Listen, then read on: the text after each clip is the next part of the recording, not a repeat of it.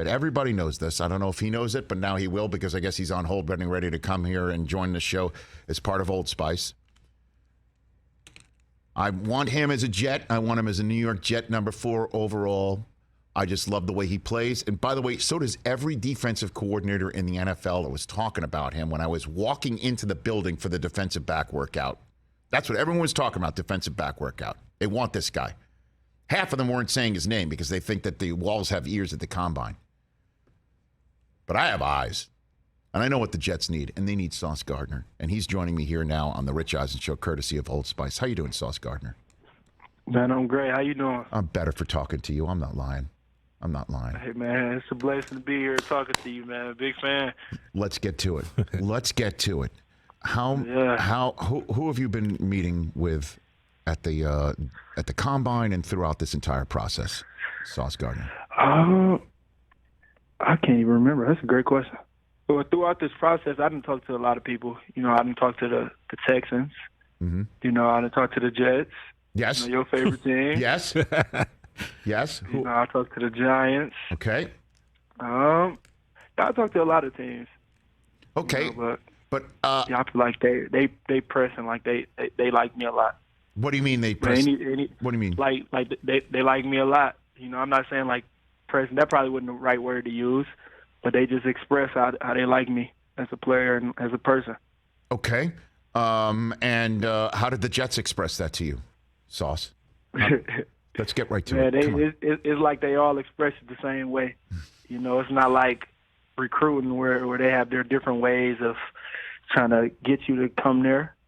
You know, they keep it really real with you. Mm-hmm. Very genuine guys. You know, all 3 of those coaching staffs are very genuine.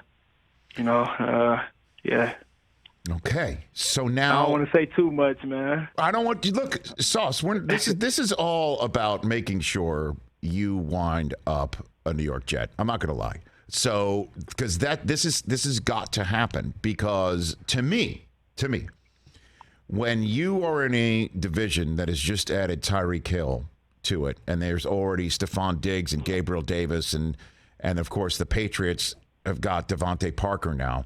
They need somebody like you to cover them. Are you the type who would say, I'll take those guys, Sauce Gardner? Most definitely. You know, I don't run away from the good guys, the great guys, I would say. You know, I'm always looking forward to guard the best, you know, go against the best competition. So it's not like one guy that I'm looking forward to guard. I'm looking forward to guarding the best. Okay. Do you normally travel with people? How do you I mean, I had a senior on the defense with me, so you know it's not like I really was traveling because right. You know he was a senior, he was a great player, you know, but that's not anything I would have a problem with. You know, I've traveled before. I played in the field, in the boundary, in the slot. You know, so I'm familiar with all of those positions and all those spots on the field. You know, so. Sauce Gardner. Okay. All right. Sauce Gardner joining me here on the Rich Eisen Show. When was the last time you gave up a touchdown? Sauce? I can't even remember, Rich. It's a great question. Mm-hmm. I don't remember. That's good. That's good that you don't remember the last time you gave up a touchdown. I was told it was in high school. Did you give one up in high school, or was that before even that? I probably did. You know, I can't remember. Like I know for sure, like I never gave up like a deep one. It probably could have been like a little short throw or something like that. But yeah, it wasn't nothing crazy enough for me to remember. They probably pushed off anyway, right? They probably pushed off. Yeah, probably. Probably so. So when you sent out this tweet, Sauce, about you being the best player in the draft, I'm the best player in the draft. What led you to take to Twitter and put those 7 words into the Twitter machine and hit send? I was in an intense workout, you know, and I believe it was around 5 a.m. when I was working out. Mm-hmm. I posted a tweet after that though, but I just remember who everybody was saying the best player was in the draft, and I'm like, I know they probably sleep right now. I know I'm probably the only one up, you know, grinding, putting this work in, you know, and yeah, it was just when I was just in an intense workout, man, and I was just like, man, I'm the best player. You know, I'm putting unseen work, unrequired hours while everybody else is asleep, you know. And Yeah, I ended up making that tweet a little bit later. Mm-hmm. And then you hit send. Why do you think you're the best player in the draft? Like I said, man, unseen work, unrequired hours. It's easy for me to separate myself from the other guys. Like I said, I'm not a guy that's a cancer to the team. I'm a great teammate, to the guys that's on the team. I'm someone that my teammates want to be around. And I just feel like I'm a baller, on the field. I'm a sponge, so I can always take advice and information from other guys, even if they're not in the same position as me. And I always dominate, no matter who's in front of me. What about the spotlight of a city like New York? Would that concern you in any way, shape, or form, Sauce Gardner? Man, my head is on straight, and nothing that can distract me from my goals and what I want to ultimately achieve. The spotlight, that'd be cool for them to just see me in New York, but it's not nothing that's going to distract me. With income's expectations, on paper, and with all of the spotlight, is going to come a lot of expectations too. So with all of that spotlight, I'm going to have to make sure I'm balling on the field. I'm being the best teammate I can and doing everything I can so we can win. What do you mean by best teammate? You say you're not a cancer. What do you mean by that? What do you mean? Man, some guys, can affect their teammates in bad ways, and you got a lot of guys watching you and seeing the little things that you do. When you're the best teammate and you're not being a cancer, then that's good, being a player-driven program. But when you got guys that can be a cancer to the team, and doing what they're not supposed to do, and there's a lot of people watching them, then that's when other people can start doing the same thing that they see, and that's when teams get to falling apart. Sauce Gardner, Ahmad Sauce Gardner here on the Rich Eisen Show. Growing up in Detroit, who was the player that you were emulating, who you wanted to be like Sauce Gardner? I used to watch Chad Johnson. Chad Johnson was my favorite player. I grew up playing receiver, and I remember he used to have his little YouTube videos like, "Man, I'm working. What you doing?" Like that's the mindset and mentality I had when I was younger. Like I used to be talking just like him and everything, and I was playing receiver. I didn't start playing cornerback till like my junior year, the middle or end of my junior year of high school, and they threw me in the fire against my rival. So, I always played receiver. So that's the guy that I was always watching.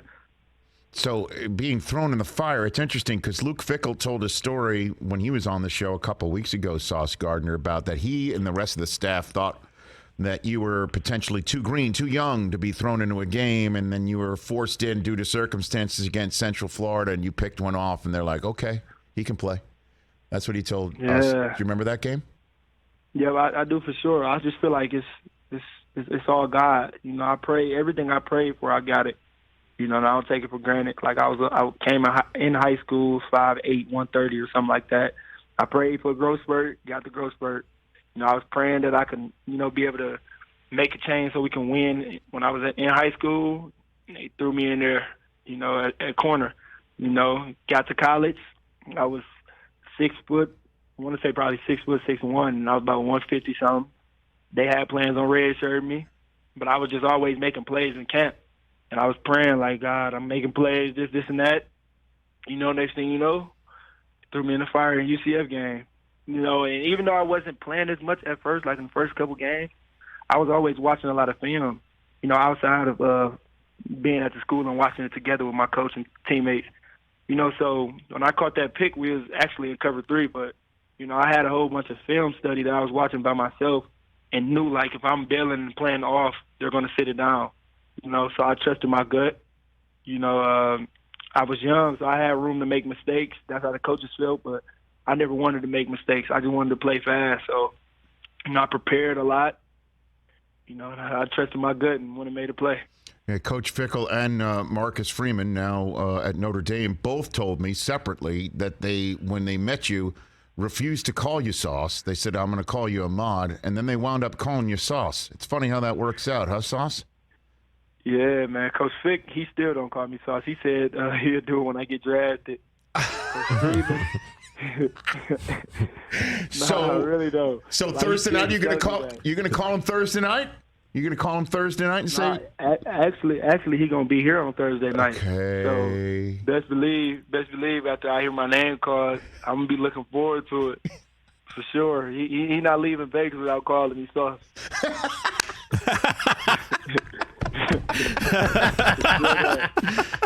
Yes.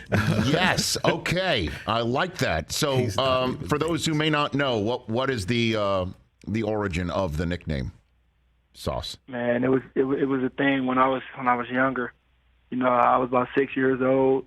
You know, I was actually too young to be playing. I was like the age group I was playing at is 7 and 8.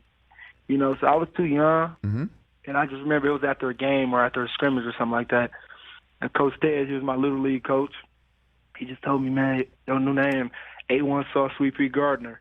So, like, it was a long nickname. But as I got to getting older, still under his wing, it was Sauce Man, and then it was just Sauce. So, like, when I seen, like, all right, man, I'm about to go for a run. I'm about to take this football stuff far because, I mean, I was growing up in Detroit, and we didn't have everything that we needed. Mm-hmm. You know what I'm saying? We had the things we needed, roof over our head, food on the table, but we, like me, my siblings, we didn't have the things that we wanted all the time. So I was gonna make a run at it. You know what I'm saying? I'm like, all right, this Sauce. So, you know, this is me. This type of guy I am. You know, the swagger I have, the confidence I have. So, like, since I was younger, I was always, my name's Sauce. You know, I got in college, my name's Sauce. This is not a cocky or arrogant thing. It's just a, confident thing. You know, the swagger. You know, when I step on the field, I'm Sauce. You know what I'm saying? So I do know what you're saying. Oh, yes, I know what you're saying. So what's your favorite sauce, if you have any sort of choice? And now you do.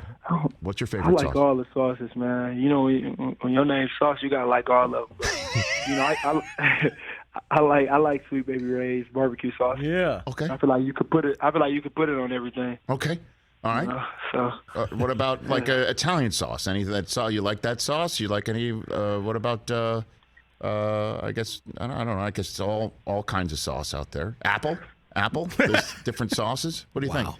What do you got? Applesauce? Yeah, sure. No. I grew up eating applesauce. Okay, very good. I just asked a grown ass man if he eats applesauce. I did that, TJ. Yeah. Hot sauce. All right. So let's just make sure that we're giving you and your sponsor what they're looking for here. Old Spice. What are you doing with Old Spice, Sauce Gardner? What are you doing with that? I grew up using Old Spice, so it's great. It's great to just be in the same room as them. Mm-hmm. You know, I use the Old Spice Sweat Defense Dry Spray. You know, it's 24/7 sweat protection with daily use, so I can concentrate on learning my new playbook. You know, and like I was just saying, I know I'm the best defender in the draft, but the second best defender is the Old Spice Sweat Defense Dry Spray. You know, I don't know who come after that, but I know they're second for sure.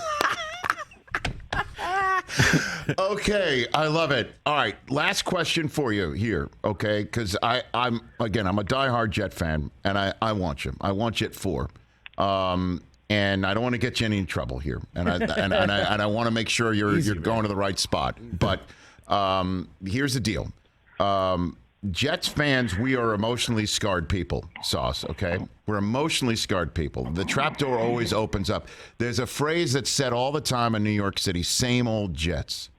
If you go to a team that says same old Jets, right, what's your response when you arrive to a team that says that, Sauce? If I go to a team that say same old anything, you know, I'm going to change it because, you know, if they mean that in a bad way, you know, then I feel like I'm the change.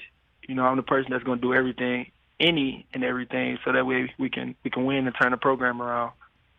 You know, so yeah, that's how I feel about that. You know, I'm not going to come there and get used to the norm. If it's same old anything and they mean that in a bad way, then I'm not about to come be a part of it. I'm about to come try to change it in a better way. Okay, so then the last thing for you is, let's just say, and I know a dream come true would be for you to be number 1, number 2, or number 3 overall.